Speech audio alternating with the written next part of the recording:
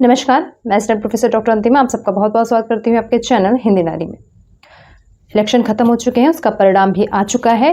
कुल मिला के आचार संहिता खत्म। तो जो थोड़ी बहुत संभावना भी थी कि अभी नहीं एग्ज़ाम होगा, बाद में होगा, अब कोई भी ऐसी बाधा नहीं है।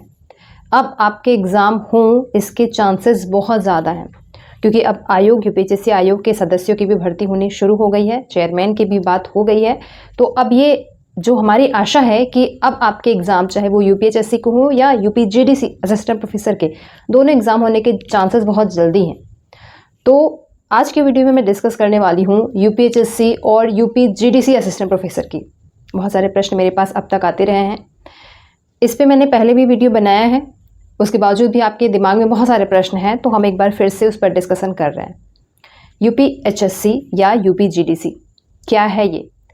यूपीएचएससी और यूपीजीडीसी यूपीपीएससी आयोग द्वारा यूपीजीडीसी निकाला जाता है, जबकि यूपीएचएससी एक स्वतंत्र आयोग है। दोनों ही आयोग उत्तर प्रदेश में एक सरकारी संस्थान है, सरकारी कमीशन है, जो असिस्टेंट प्रोफेसर की भर्ती करने के लिए बनाया गया। मतलब यूपीपीएससी इसमें तो कई सारी भर्तियां होती हैं, लेकिन यहाँ से असिस्टेंट प्रोफेसर के लिए यूपीजीडीसी का एग्ज़ाम होता है, जबकि यूपीएचएससी जो है वो केवल आपके हायर कमीशन के लिए, हायर शिक्षा विभाग में के प्रोफेसर के अपॉइंटमेंट के लिए बनाया गया है। तो दोनों ही कमीशन में असिस्टेंट प्रोफेसर की वैकेंसी हमेशा आती है। अभी वैकेंसी आई हुई है, जिसके फॉर्म भर दिए गए हैं। यूपीएचएससी से विज्ञापन संख्या 51 और यूपीजीडीसी की लंबी वैकेंसी आने वाली है। तो दोनों के एग्ज़ाम हों इसकी संभावना बहुत ज़्यादा है। हम डिस्कस करते हैं वन बाय वन यूपीएचएससी और यूपीजीडीसी दोनों पे कि ये क्या हैं, कहाँ इनकी भर्तियां होती हैं, इनके एग्ज़ाम कैसे होते हैं, एलिजिबिलिटी क्या है, प्रक्रिया क्या होती है, अपॉइंटमेंट कहाँ होता है, अपॉइंटमेंट के बाद क्या होता है। तमाम जितने भी प्रश्न अभी तक मेरे पास आए हैं उसको देखते हुए हम इस वीडियो पे बात करेंगे। सबसे पहले दोनों ही कमीशन है जो असिस्टेंट प्रोफेसर की भर्ती करता है, जिसमें यूपीजीडीसी जो है वो सरकारी गवर्नमेंट जो कॉलेज होते हैं, पूर्णतया जो गवर्नमेंट कॉलेज हैं, वहाँ पे जो असिस्टेंट प्रोफेसर की भर्ती होती है वो यूपीजीडीसी में होती है। जबकि यूपीएचएससी में एडेड कॉलेज जो होते हैं, जो मैनेजमेंट के एडेड कॉलेज हैं, वो यूपीएचएससी में आते हैं और वहाँ पे उन असिस्टेंट प्रोफेसर की भर्ती होती है जो एडेड कॉलेज में आती है। हालांकि भर्ती ये जो प्रोफेसर हैं ये भी सरकारी ही है, लेकिन कॉलेज जो होता है वो एडेड और मैनेजमेंट का होता है। ठीक है, अब सीट की बात करूं, मेरे पास बहुत सारे ऐसे भी प्रश्न आते हैं कि सीट कहाँ पे मैम ज़्यादा है, किसकी लग के तैयारी करूं। तो वैसे अगर आप तैयारी कर रहे हैं तो आप दोनों की तैयारी साथ में कर रहे हो, लेकिन अगर सीट की ओपनली बात करूं तो यूपीएचएससी के कॉलेज आपको अधिक मिलेंगे। एडेड कॉलेज जो हैं वो ज़्यादा हैं, इसलिए इसकी सीट अपेक्षाकृत यूपीजीडीसी की हमेशा ज़्यादा ही आती है। यूपीजीडीसी के कॉलेज थोड़े कम हैं यूपीएचएससी से, इसलिए यूपीजीडीसी की सीट कम ही आती है यूपीएचएससी की। ठीक, यूपीजीडीसी का विज्ञापन है यूपीपीएससी निकालता है, यूपीएचएससी के विज्ञापन जो है वो संस्थान निकालती है। अगला जो प्रश्न आता है कि क्या एलिजिबिलिटी है अप्लाई करने का, तो एलिजिबिलिटी बिल्कुल सिंपल है। असिस्टेंट प्रोफेसर की जो मिनिमम एलिजिबिलिटी है वही इन दोनों में है, जिसमें आपका पीजी 55% नंबर के साथ पास होना चाहिए और आपका नेट हो। ठीक है, उसके ये मिनिमम क्वालिफिकेशन है दोनों के लिए। मैं बता दूं, पीएचडी दोनों में ही ज़रूरी नहीं है। आप केवल पीजी हों और इसके साथ नेट पास हों तो आप दोनों ही के फॉर्म में अप्लाई कर सकते हैं। एज लिमिट की बात करूं तो यूपीएचएससी में कोई एज लिमिट नहीं है, जबकि यूपीजीडीसी में मिनिमम एज लिमिट 21 और मैक्सिमम 40 है, ये जो जनरल एज लिमिट है। ठीक है, अगला जो इम्पोर्टेंट पॉइंट आता है वो है कि फीस स्ट्रक्चर क्या है। जब फॉर्म आ जाता है तो फॉर्म में फ़ीस कितना लगता है। यूपीजीडीसी में जो फॉर्म है उसकी फ़ीस बहुत कम होता है, 100 रुपये मात्र फ़ीस है, जबकि यूपीएचएससी के जो फॉर्म आते हैं उसकी फ़ीस 2000 के लगभग होते हैं। अभी तक जितना फॉर्म आया है उसमें फ़ीस इतनी ही रही है।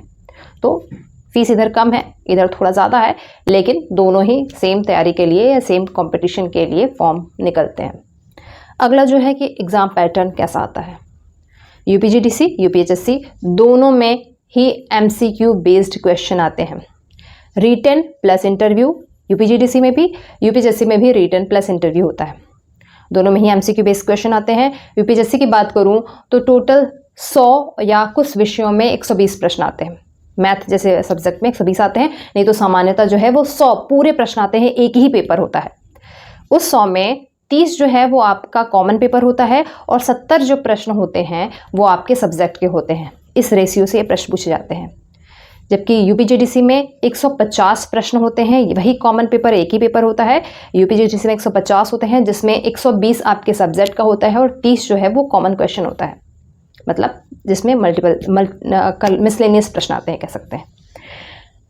और एक बात ज़रूरी है कि यूपीएचएससी में कोई नेगेटिव मार्किंग नहीं है, जबकि यूपीजीडीसी में नेगेटिव मार्किंग होती है।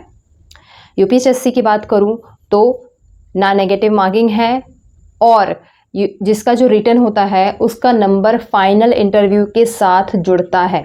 मतलब इंटरव्यू के साथ रिटन प्लस इंटरव्यू, उसके बाद जो फाइनल रिजल्ट आता है वो उससे तय होता है। जबकि यूपीजीडीसी में जो अभी तक जो रिटन एग्ज़ाम है वो स्क्रीनिंग बेस्ड है। फाइनल जो इंटरव्यू होता है उसमें से ही जो कैंडिडेट चुने जाते हैं।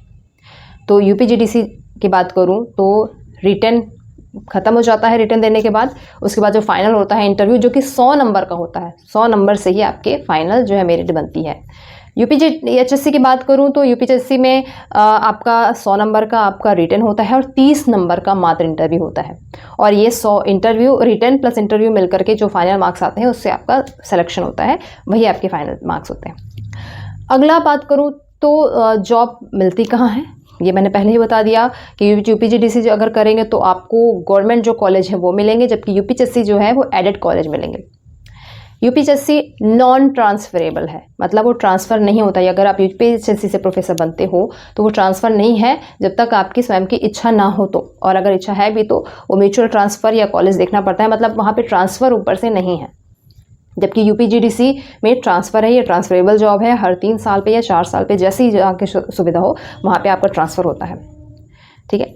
यूपीजीडीसी के जो भी असिस्टेंट प्रोफेसर होते हैं वो उसके साथ साथ गजेटेड ऑफिसर का भी पोस्ट रखते हैं, मतलब वही एलिजिबिलिटी है इन लोग की भी, वो गजेटेड ऑफिसर के लिए एलिजिबल हैं। जबकि यूपीएचएससी सेम पोस्ट है, सब कुछ सेम है, सेम रैंक है, सेम सैलरी है, इसके बावजूद भी यूपीएचएससी जो है वो असिस्टेंट प्रोफेसर गजेटेड ऑफिसर नहीं होते हैं।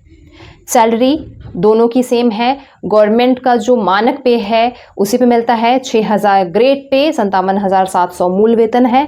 हाँ, कुछ पर्क्स और अलाउंस जो हैं वो दोनों में कुछ अंतर है, लेकिन सामान्यतः जो सैलरी, बेसिक सैलरी होती है वो लगभग दोनों में ही एक होती है। ठीक। प्रोबेशन पीरियड वो दोनों में ही लगभग 1 साल का होता है, कुछ कंडीशन से हो सकता है वो बढ़ सके, लेकिन सामान्यतः जो है वो 1 साल होता है। तो ये कुछ ज़रूरी बातें हैं जो यूपीएचएससी और यूपीजीडीसी दोनों में अलग करती है, लेकिन दोनों ही एग्ज़ाम आपको वही ओहदा देता है जिसका आप सपना देख रहे हैं। तो अब सब ख़त्म हो चुका है, जो भी सिस्टम थे। अब आपका जो नेट का एग्ज़ाम है वो भी होने वाला है। नेट के एग्ज़ाम के बाद बहुत चांसेस है कि अच्छी वैकेंसी यूपीजीडीसी की तरफ से भी आए और यूपीएचएससी का जो है वो एग्ज़ाम भी हो। तो लग के तैयारी करते रहिए। हमारा चैनल, हमारा एचएन अध्ययन और एचएन अध्ययन ऐप, जहाँ पे आपके लगातार यूजीसी नेट फर्स्ट पेपर की और हिंदी साहित्य की क्लासेस हो रही हैं, हम आपके साथ में हैं। और भी यदि कोई क्वेश्चन है यूपीजीडीसी या यूपीएचएससी से रिलेटेड तो आप हमसे कमेंट सेक्शन में या मेल में पूछ सकते हैं। ठीक है, ढेर सारी शुभकामनाएं, शुक्रिया।